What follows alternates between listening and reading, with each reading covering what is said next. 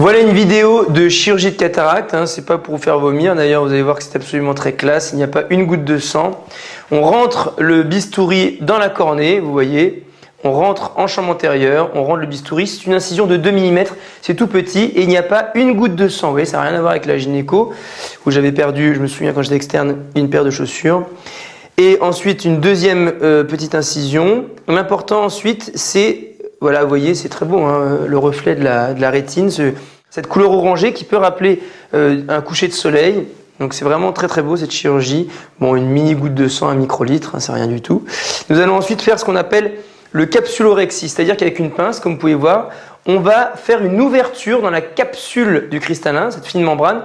On va faire une ouverture circulaire, comme un couvercle, à travers lequel nous allons extraire le cristallin. C'est-à-dire qu'il faut ouvrir la capsule antérieure, en faire une forme de couvercle, et ce couvercle va nous permettre d'extraire le cristallin.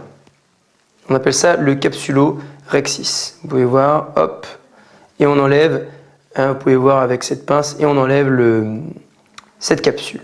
Ensuite, on va procéder à ce qu'on appelle l'hydrodissection, c'est-à-dire qu'on va injecter à l'aide d'une canule de l'eau entre le cristallin et sa capsule, qui permettra de bien disséquer et désolidariser le cristallin de sa capsule, vous voyez, comme ça.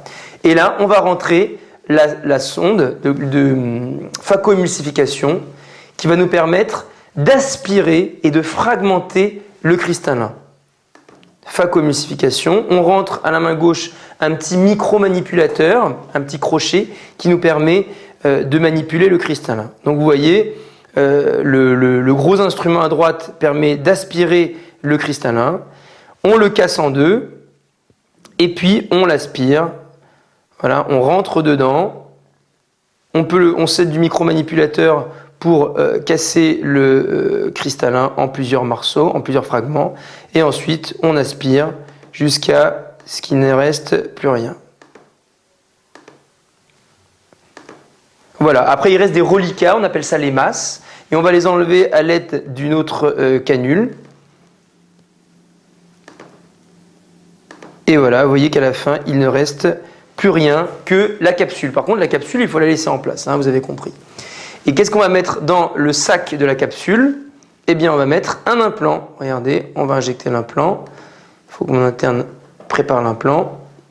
On rentre l'implant grâce à une cartouche, toujours à travers l'incision de 2 mm.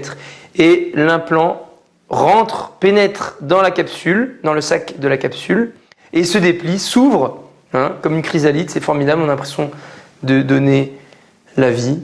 Il se déplie entièrement.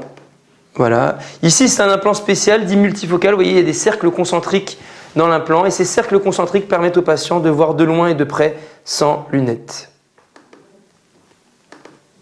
Terminé. On fait un œdème d'Eberge. Il n'y a pas besoin de faire de point de suture. Voilà.